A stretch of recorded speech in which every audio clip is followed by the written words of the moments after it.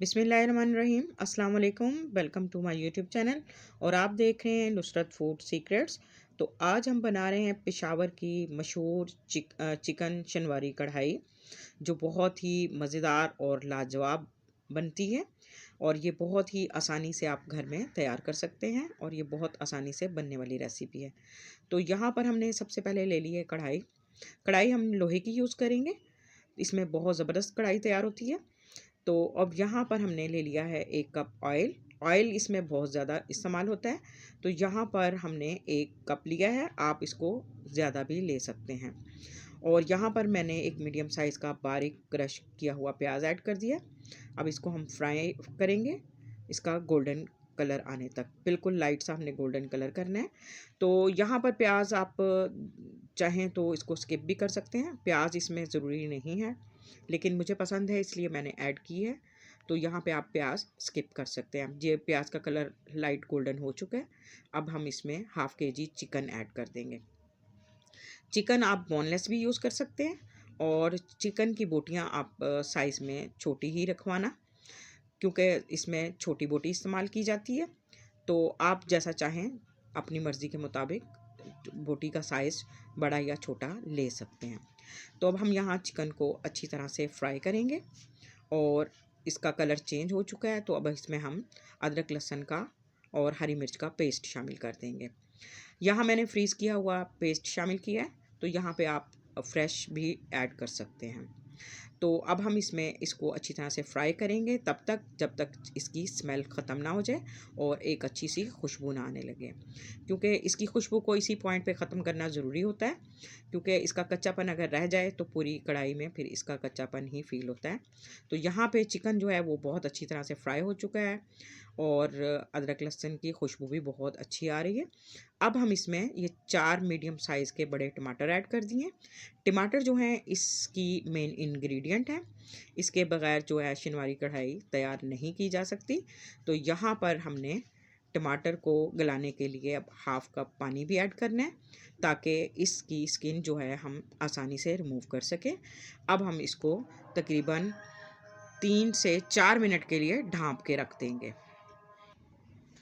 इसमें चिकन भी अच्छी तरह से डन हो जाएगा। तो अब तकरीबन यहाँ 4 से 5 मिनट गुज़र चुके हैं और टमाटर जो हैं वो सॉफ़्ट हो चुके हैं। अब हम इनकी स्किन को रिमूव कर देंगे और वन बाय वन तमाम टमाटर से इनकी स्किन को उतार देंगे। तो ये इस तरह से सॉफ़्ट हो चुके हैं। मेरी रेसिपी आपको पसंद आए तो मेरी वीडियो को लाइक शेयर कमेंट ज़रूर कीजिएगा और चैनल को भी ज़रूर सब्सक्राइब कीजिएगा और बेल आइकन का बटन प्रेस करना बिल्कुल मत भूलिएगा, ताकि मेरी हर नई आने वाली वीडियो का नोटिफिकेशन आपको सबसे पहले मिल सके। तो यहाँ पे तकरीबन तमाम टमाटर से मैंने स्किन को रिमूव कर दिया है।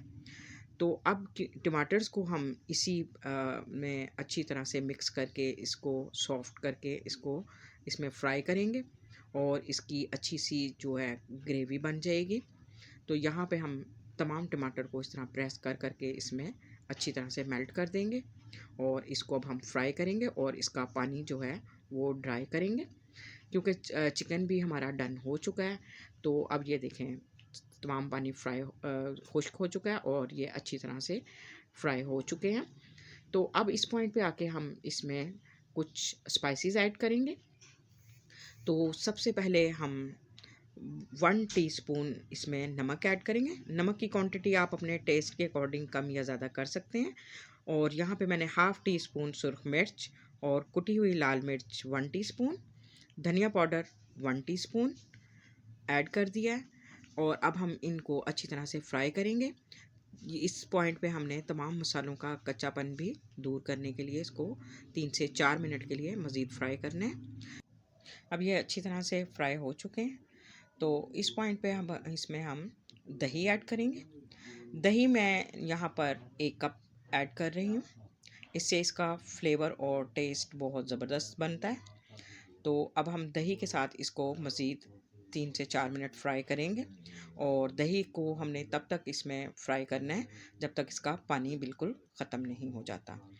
तो अब हम इसको तकरीबन अच्छी तरह से मज़ीद 2 से 3 मिनट और फ्राई कर लेंगे। अब ये तकरीबन बिल्कुल डन हो चुकी है। अब इसमें हम बाकी स्पाइसेस ऐड करेंगे। इसमें हम 1 टीस्पून ज़ीरा पाउडर और कुटी हुई काली मिर्च हाफ़ टेबल स्पून ऐड करेंगे। मेन इंग्रेडिएंट इसमें काली मिर्च है। काली मिर्च से इसका फ्लेवर और टेस्ट बहुत ज़बरदस्त बनता है। और यहाँ पे मैंने हाफ़ टी स्पून कसूरी मेथी का भी ऐड कर दिया है। इससे इसका फ्लेवर बहुत ज़बरदस्त बनता है। तो ये आप अगर ना डालना चाहें तो इसको स्किप भी कर सकते हैं, लेकिन यहाँ पे ये टेस्ट को बहुत ज़्यादा बढ़ा देती है, तो इसलिए मैंने इसको ऐड किया और इसकी खुशबू और फ्लेवर बहुत ही शानदार बनता है। अब ये हमारी चिकन शनवारी कढ़ाई बिल्कुल डन हो चुकी है और आई होप कि आपको मेरी ये रेसिपी पसंद आएगी। तो अब हम इसमें कुछ हरी मिर्च ऐड करेंगे।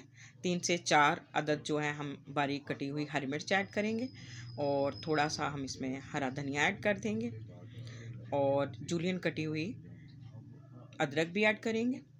तो ये देखें जी, माशाल्लाह से बहुत शानदार खुशबू, जायके और फ्लेवर के साथ हमारी चिकन शनवारी कढ़ाई जो है वो तैयार हो चुकी है।